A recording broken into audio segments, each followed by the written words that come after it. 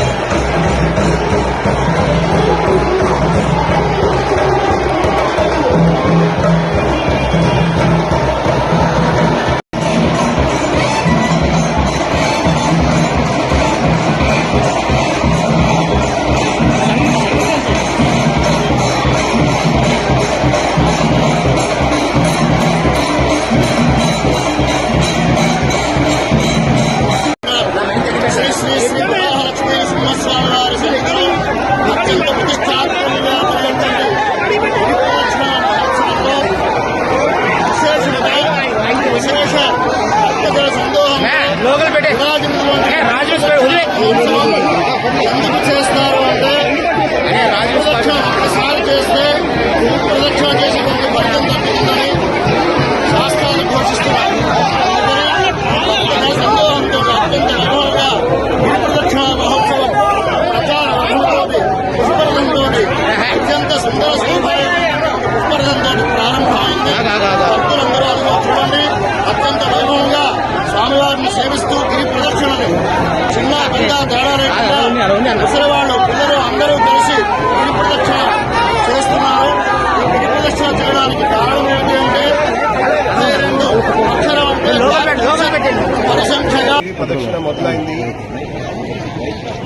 దాదాపు 5 లక్షల నుండి 10 లక్షల వరకు భక్తులు ఉత్సాహంగా పాల్గొంటున్నారని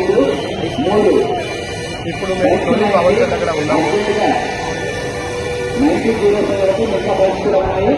భక్తులకు ఎటువంటి ఇబ్బంది కలగకుండా అన్ని ఏర్పాట్లు చేశాము. 32 కిలోమీటర్లు పరిశీలించడానికి డ్రోన్, CCTV, ఆడియో కెమెరాస్ పెట్టడం జరిగింది. సోషల్ మీడియా నిరంతర పరిశీలిస్తూ ఏదైనా అపోహలు ఉంటే వెంటనే తొలగించడానికి ఏర్పాటు చేస్తున్నాం. ఎలక్ట్రానిక్ మీడియాలో ఏదైనా వార్త ఉంటే వెంటనే స్పందించడానికి ఏర్పాటు చేశాము. పిల్లలు వృద్ధులు తప్పిపోకుండా RFID ట్యాగింగ్ చేయడం జరిగింది.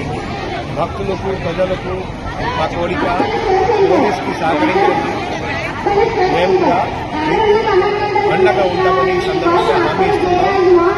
ఏదైనా ఇబ్బంది ఫోన్ నంబర్, లేకపోతే పోలీస్ ఫోన్ నంబర్, లేకపోతే నా పర్సనల్ కాంటాక్ట్ నంబర్ 7995095799 కాల్ చేయండి. మేము వెంటనే స్పందిస్తాం, అన్ని విధంగా సహాయం చేస్తాం. భక్తులందరికీ ఆషాఢ పౌర్ణమి శుభాకాంక్షలు. సింహాచలం శ్రీ వరాహ లక్ష్మీ నరసింహస్వామి వారికి చందనోత్సవం రోజున చందనోత్సవం పూర్తయిన తర్వాత అభిషేకం తదుపరి మొదటి విడత చందన సమర్పణ జరుగుతుంది. తర్వాత వైశాఖ పౌర్ణమి, జ్యేష్ఠ పౌర్ణమి, రేపు ఆషాఢ పౌర్ణమి సందర్భంగా తుది విడత అంటే 4వ విడత చందన సమర్పణ జరుగుతుంది. దీంతో చందన సమర్పణ పూర్తవుతుంది. రేపు ఆషాఢ పౌర్ణమి రోజున స్వామివారికి చందన సమర్పణ జరగనుండగా అనేక వందల సంవత్సరాలుగా ఆనవాయితీగా వస్తున్న సాంప్రదాయం ప్రకారం ఈ రోజున సింహాచలం కొండ చుట్టూ దాదాపు 32 కిలోమీటర్లు భక్తులందరూ కూడా కాలినడకన ప్రదక్షిణ పూర్తి చేసుకోవటం ఒక సాంప్రదాయంగా వస్తుంది. గత 2 దశాబ్దాలుగా ఈ గిరి ప్రదక్షిణకు వచ్చే భక్తుల సంఖ్య రాను పెరుగుతూ వస్తుంది. ఈరోజు దాదాపు గత సంవత్సరం మాదిరిగానే దాదాపు 10 లక్షల మంది భక్తులు వస్తారని అంచనా వేస్తూ ఉన్నాం. దానికి అనుగుణంగా జిల్లా యంత్రాంగం, సింహాచలం దేవస్థానం, దేవాదాయ శాఖ అన్ని ఏర్పాట్లు పూర్తి చేసింది. భక్తులకు ఎవరికి ఎటువంటి ఇబ్బంది లేకుండా, ఎటువంటి అవాంతరాలు లేకుండా, అవాంఛనీయ సంఘటనలు జరగకుండా ఉండటం కోసం ఒక ప్రణాళికాబద్ధంగా అన్ని ఏర్పాట్లు పూర్తి చేయడం జరిగింది. ఈరోజు గతంలో ఉదయం 6 గంటల నుంచి భక్తులు వచ్చేవారు. ఈరోజు మా సిబ్బంది చెప్తున్నారు తెల్లవారుజామున 3 గంటల నుంచే భక్తులు రాక ప్రారంభమైందని.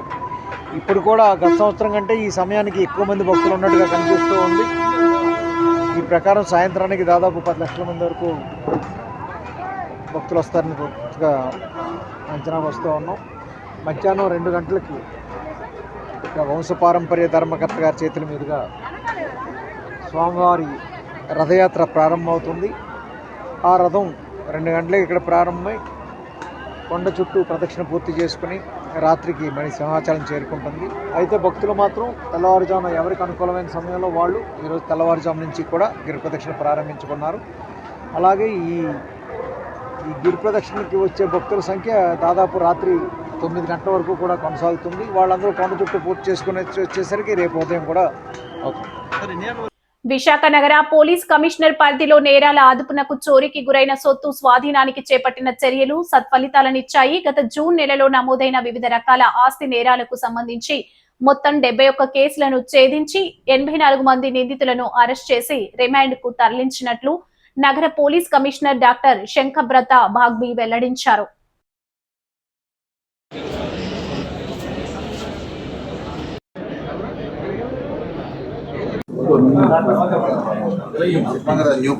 నో వెహికల్ జోన్ పెట్టాము.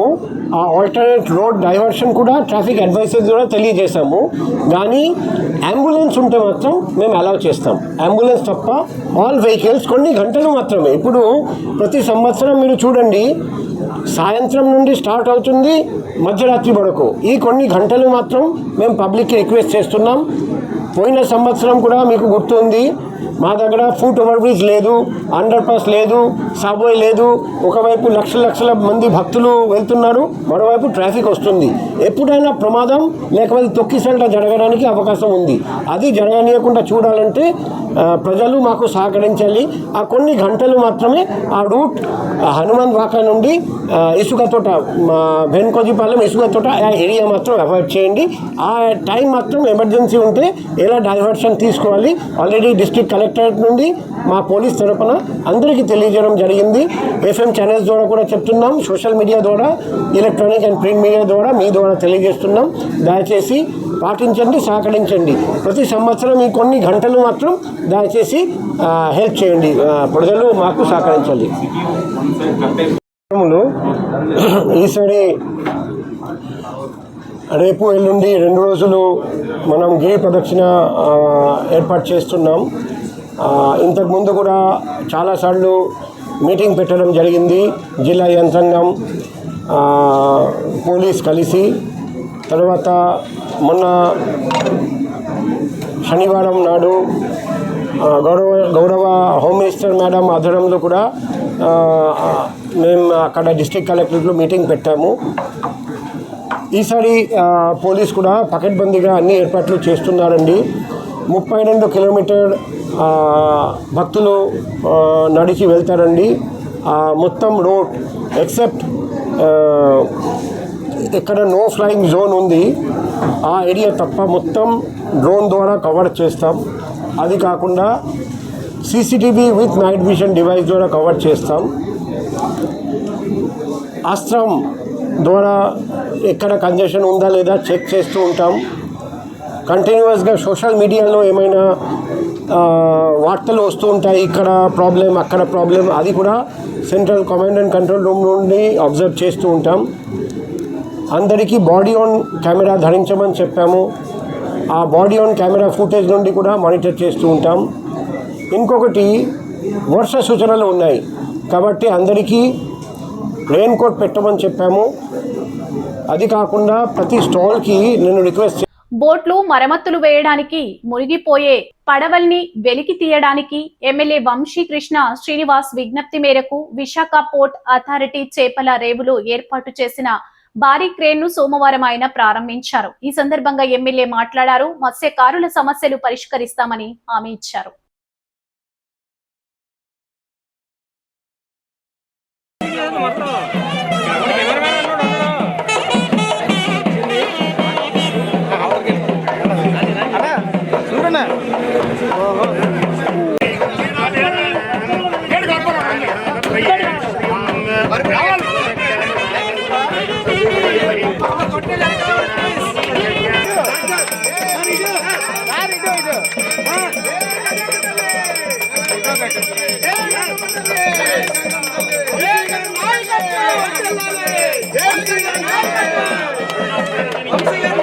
ట్రైన్ దగ్గర ప్రెస్ బాగుంటుంది సార్. అలాగే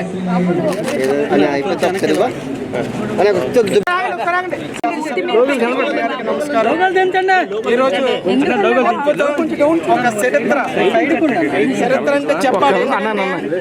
ఈరోజు బోట్ సుమారుగా 80,000 రూపాయలు ఖర్చు అవుతుంది. అందులో భాగంగా గౌరవ శాసనసభ్యులు మరి చొరవతో పోర్టు వారితో మరి కొట్టుకోవడమే లేదు, శత విధాల ప్రయత్నం చేసి ఫైట్ చేసి మరి మా బోటు వాళ్ళందరికీ అందుబాటులోకి ఈరోజు క్రేని మన సౌత్ ఎమ్మెల్యే గారు వంశీకృష్ణ శ్రీనివాసరావు తీసుకొచ్చి మా ముంగట పెట్టి ఈరోజు గొప్ప ఇనాగ్రేషన్ కార్యక్రమం చేపట్టినందుకు మా ఏపీ మెకానికల్ అసోసియేషన్ తరఫున గౌరవ శాసనసభ్యులు ఎమ్మెల్యే గారి శ్రీ వంశీకృష్ణ శ్రీనివాసానికి ప్రత్యేకమైన కృతజ్ఞతలు తెలియజేసుకుంటున్నాం. ఇంతకాలం జరిగిన మరి మా మత్స్యకారు సోదరులు 6 గల్లంత అయిపోతే దాన్ని కూడా మరి ఎమ్మెల్యే గారి దగ్గరండి వారందరికీ సకాలంలో ఒక్కొక్కరికి 15 లక్షల రూపాయలు చెక్ ఇచ్చిన ఘనత మా ఎమ్మెల్యే గారిని సందర్భంగా తెలియజేస్తున్నాం.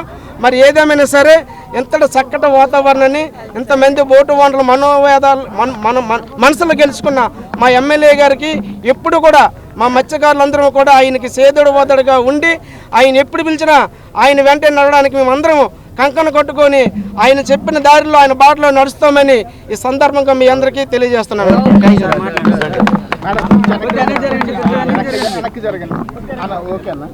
అందరికీ నమస్కారం. మా గౌరవ పెద్దలు, ఈ బోట్ అసోసియేషన్ పెద్దలు అందరూ కూడా గత 2 సంవత్సరాలుగా మాకు ఒక క్రేన్ కావాలి, మేము ఏదైనా బోట్ని బయటికి తీసుకొని లేకపోతే లోపల దించాలన్నా లేకపోతే ఏదైనా రిపేర్ వచ్చినా కూడా చాలా ఇబ్బందులు పడుతున్నాం కాబట్టి మాకు ఒక క్రేన్ కావాలని చెప్పేసి అడగడం జరిగింది. దానికి అనుకూలంగా నేను పోర్టు అధికారులతో చెప్పడం జరిగింది. నేను చెప్పిన వెంటనే పోర్టు అధికారులు చైర్మన్ గారు కానీ, డిప్యూటీ చైర్మన్ గారు కానీ, సిఎంఈ గారు కానీ, ఎఫ్ఎండ్సీ గారు కానీ లేకపోతే అందరూ కూడా సానుకూలంగా స్పందించి వెంటనే ఇది ఏర్పాటు చేశారు. వాళ్ళకి పోర్టు అధికారులకు ప్రత్యేకంగా ధన్యవాదాలు. ఇంకా పోర్టుకు సంబంధించిన కొన్ని వర్కులు కూడా పెండింగ్ ఉన్నాయి. అతి త్వరలోనే ఆ వర్క్ సివిల్ వర్కులు కానీ ఆక్షన్ హాల్ వర్క్ కానీ అతి త్వరలోనే కంప్లీట్ చేస్తామని చెప్పడం కూడా జరిగింది. ఇది ఒక మోడల్ హార్బర్గా తయారు చేస్తామని కూడా పోర్టు వాళ్ళు నాకు హామీ ఇవ్వడం జరిగింది. రానున్న రోజుల్లో అలాగే ఇప్పుడే మా లక్ష్మణరావు గారు చెప్పినట్టుగా ఎవరైతే సోదరులు వేటకు వెళ్తారో మళ్ళీ వాళ్ళు తిరిగి వచ్చేంత వరకు కూడా వాళ్ళ ప్రాణాలకు ఎటువంటి రక్షణ లేకుండా ఉంది. కాబట్టి రానున్న రోజుల్లో fisheries department, marine department, Coast guard, navy అధికారులు అందరితో కూడా ఒక కంబైన్ మీటింగ్ పెట్టి ఇక్కడే వాళ్ళు ఎవరైతే బోట్లో బయటికి ఇక్కడ నుంచి బయలుదేరతారో వాళ్ళందరూ కూడా ఎక్కడున్నారు లొకేషన్ కూడా వచ్చే విధంగా ఒక టెక్నాలజీని ఇక్కడ స్క్రీన్ మీద కనిపించే విధంగా కూడా అతి త్వరలోనే ఒక మీటింగ్ పెట్టి అది కూడా ఏర్పాటు చేస్తాం. అప్పటి నుంచి ఎక్కడ కూడా ప్రమాదాలు జరిగినా 10 నిమిషాలు వాళ్ళ దగ్గరికి వెళ్ళే విధంగా నెట్వర్క్ రెడీ చేయాలి. ఇప్పటి వరకు ఏదైనా ప్రమాదం చేస్తూ మునిగిపోయిన బోటు లేకపోతే ఏదైనా అగ్ని ప్రమాదం జరిగినా ఈ ఫిషరీస్ డిపార్ట్మెంట్ అడిగితే పాపం వాళ్ళకి బీమా కావాలంటే ఉండట్లేదు, బీమా చేయట్లేదు వాళ్ళకి. ఫిషరీస్ డిపార్ట్మెంట్ అయితేనేమో విపత్తు శాఖ అడిగితే మా పరిధిలో ఏదైనా సైక్లోన్ ఇలాగ వస్తే తప్ప మామూలుగా ఇవ్వమంటున్నారు. సో దాని మీద కూడా ముఖ్యమంత్రి గారి దృష్టికి తీసుకెళ్ళి వాళ్ళకి ఒక క్లియర్గా ఏదన్నా ప్రమాదం ఏ డిపార్ట్మెంట్ ఇస్తుంది ఎలాగ దీన్ని కూడా దాని మీద కూడా అవగాహన సదస్సు పెట్టుకొని దాన్ని కూడా క్లియరెన్స్ తీసుకొని రానున్న రోజుల్లో మత్స్యకార సోదరులకు కొన్నంత అండగా కూటమి ప్రభుత్వం ఉంటుందని కూడా మీకు తెలియజేస్తాం. డిఎస్సి పరీక్షలో వెలుగులోకి వచ్చిన తీవ్ర అక్రమాలు అవకతవకలపై సిబిఐతో స్వతంత్ర విచారణ జరిపించాలని వైఎస్ఆర్సీపీ రాష్ట్ర యువజన విభాగం అధికార ప్రతినిధి మహమ్మద్ ఇమ్రాన్ ప్రభుత్వాన్ని డిమాండ్ చేశారు. సోమవారం మద్దిలాపాలెంలోని పార్టీ కార్యాలయంలో మీడియాతో మాట్లాడారు. ఈరోజు రేషన్ కార్డులు కానివ్వండి, ఈరోజు భూ వివరాలు కానీ విఆర్ఓ కానీ వీళ్ళందరూ కూడా ఈ వ్యాప్తంగా కూడా ఈరోజు చూస్తూ ఉన్నారు. ఈరోజు ఈ ప్రభుత్వం దాన్ని యూటిలైజ్ చేస్తూ ఉంది. ఈరోజు ఎస్ఐఆర్ ప్రక్రియ చూస్తూ ఉన్నారు మీరు. ఎస్ఐఆర్ ప్రక్రియ అనేది ఆ రోజు జగనన్న పెట్టినటువంటి ఈ యొక్క సచివాలయ ఉద్యోగాల ద్వారా మొత్తం యువతకి అందరూ కూడా ఉద్యోగాలు ఇచ్చినందుకు ఈరోజు ఆ ప్రక్రియ నడుస్తుంది. లేకపోతే అది కూడా నామమాత్రంగా జరిగేది అని చెప్పేసి నేను ఈ మీడియా పరంగా తెలియజేసుకుంటా ఉన్నాను.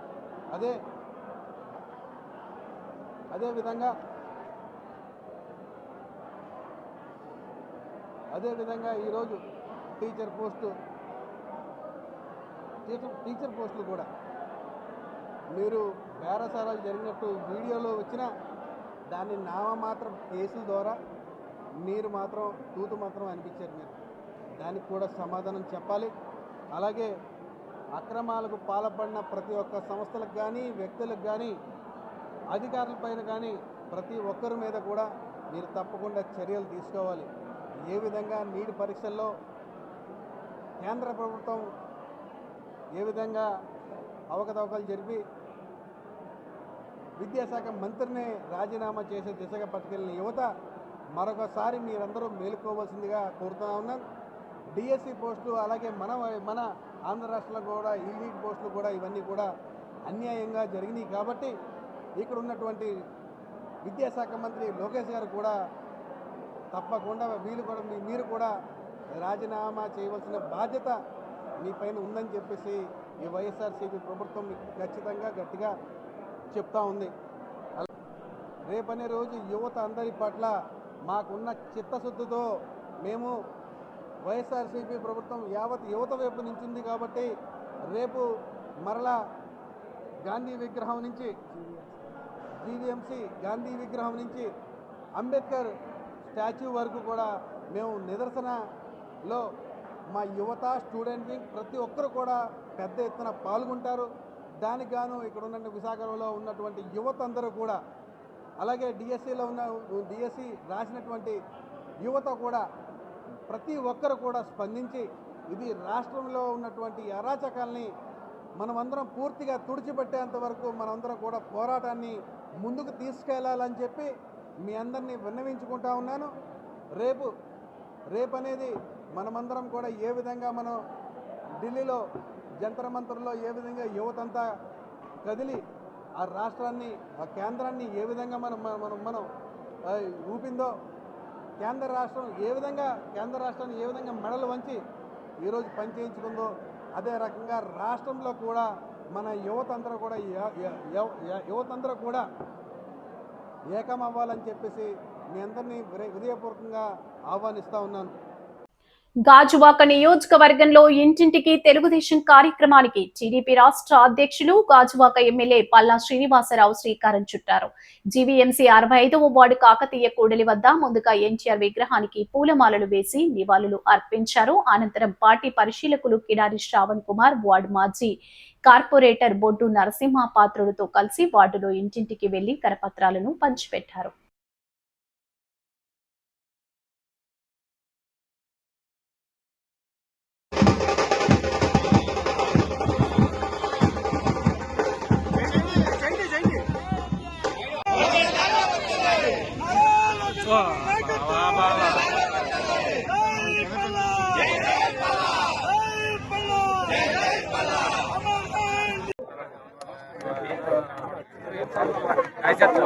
ఈరోజు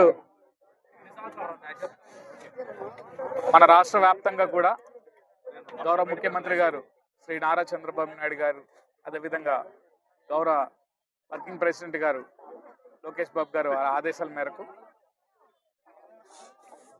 ఈరోజు రాష్ట్ర వ్యాప్తంగా కూడా ఇంటింటికి వెళ్ళేటువంటి కార్యక్రమం తెలుగుదేశం పార్టీ శ్రీకారం చుట్టింది. దాని నిమిత్తం ఈరోజు మన రాష్ట్ర అధ్యక్షుల వారు శ్రీ పల్లా శ్రీనివాస్ గారు సొంత నియోజకవర్గంలో ఈరోజు కార్యక్రమాన్ని స్టార్ట్ చేయడం జరుగుతుంది. దాని నిమిత్తం 65వ వార్డులోని ఈరోజు ఇంటి డోర్ టు డోర్ కార్యక్రమాన్ని స్టార్ట్ చేస్తూ 2 సంవత్సరాలుగా మన కూటమి ప్రభుత్వం చేసినటువంటి విజయాల్ని ప్రజలందరికీ అర్థమయ్యే విధంగా చెప్పేటువంటి కార్యక్రమం చేస్తున్నాం. అంతేకాకుండా అక్కడ ఉన్నటువంటి సమస్యలు తెలుసుకుంటే ఆ సమస్యలన్నింటినీ కూడా పరిష్కార మార్గాలు వెతికేటువంటి కార్యక్రమం ఈ కార్యక్రమంలో, ఈ డోర్ టు డోర్ కార్యక్రమంలో నిమగ్నమై ఉంటామని చెప్పి కూడా ఈ సందర్భంగా తెలియజేస్తున్నాం. అయితే ఈరోజు ఏదైతే కార్యక్రమాలు చేసే ముందు ఈరోజు మనం మాట్లాడుకున్నట్టయితే అభివృద్ధి సంక్షేమ కార్యక్రమాలు, అనేక కార్యక్రమాలు ఈరోజు గాజువాక నియోజకవర్గంలో జరిగే ప్రజలే వాళ్ళంతటా వాళ్ళే చెప్పేటువంటి సందర్భం ఈరోజు ఏర్పడింది. కాబట్టి ఇట్లాంటి కార్యక్రమాలన్నింటినీ కూడా ప్రజల్లోకి తీసుకెళ్ళినట్టయితే తప్పకుండా రానున్న కాలంలో ఇతర పార్టీలు వచ్చి మోసపూరిత మాటలు చెప్పేటువంటి ఒక అవకాశం ఉంది. అవకాశం నుంచి ప్రజల్ని కాపాడేటువంటి బాధ్యత మేము తెలుగుదేశం పార్టీ నుంచి ఈరోజు మేము తీసుకుంటున్నామని చెప్పి కూడా ఈ సందర్భంగా తెలియజేస్తున్నాం. ఎన్డీఏ కూటమి ఆంధ్రప్రదేశ్లో అధికారంకి వచ్చి 2 సంవత్సరాలు పూర్తయినటువంటి నేపథ్యంలో గౌరవ ముఖ్యమంత్రి గారైనటువంటి తెలుగుదేశం పార్టీ జాతీయ అధ్యక్షులు శ్రీ నారా చంద్రబాబు నాయుడు గారు సారథ్యంలో చేసుకున్నటువంటి అభివృద్ధి పైన, అలాగే సంక్షేమం పైన, గత ప్రభుత్వం చేసినటువంటి విధ్వంసం పైన మరి డోర్ టు డోర్ వెళ్ళి ప్రజలకు తెలియజేయాలనే ఉద్దేశంతో ఈ కార్యక్రమం చేయడానికి శ్రీకారం చుట్టామండి. మరి ఈ కార్యక్రమం సుమారు 45 రోజుల పాటు మా కార్యకర్తలందరూ కూడా ఇందులో పాల్గొని పూర్తి చేస్తారు.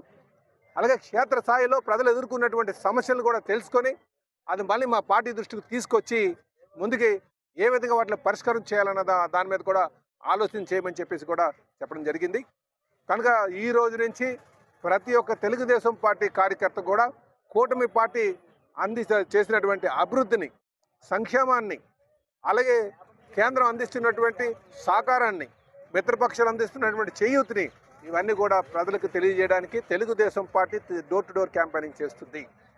అలాగే మా మిత్రపక్షాలు అయినటువంటి బీజేపీ కావచ్చు, జనసేన కావచ్చు, వారు కూడా మరి ఈ కార్యక్రమం చేయడానికి శ్రీకారం చుడతారు. అయితే ముందుగా మేము చేస్తున్నాం డోర్ టు డోర్ క్యాంపెయినింగ్. గత 1 ఏడాది కూడా చేసాం, 1 ఇయర్ పూర్తయినటువంటి సందర్భంలో. అలాగే ఈరోజు ప్రజలందరూ కూడా కూటమి ప్రభుత్వం మీద ఒక నమ్మకంతో ఉన్నారు. ఆ నమ్మకాన్ని ఇంకా కల్పిస్తూ, ఇంకా వారికి ఆ భరోసాని ఇస్తూ మేము ముందుకు వెళ్తాం. అలాగే ఎవరికైనా సంక్షేమ పథకాలు అందకపోతే వాళ్ళ దగ్గర ఆ విషయాలను తెలుసుకుంటాం. అలాగే క్షేత్రస్థాయిలో ఉన్న సమస్యలను కూడా తెలుసుకొని ముందుకు వెళ్తామని చెప్పి ఈ సందర్భంగా తెలియజేస్తూ మరి ప్రతి ఒక్క తెలుగుదేశం పార్టీ కార్యకర్త కూడా దీంట్లో చురుగ్గా పాల్గొని క్షేత్రస్థాయిలో అభివృద్ధి పైన, 2 ఏళ్ళు జరిగినటువంటి అభివృద్ధి పైన ప్రజలకు తెలియజేస్తుందిగా కోరుచున్నామండి. వార్తలు ముగించే ముందు ముఖ్యాంశాలు మరోసారి.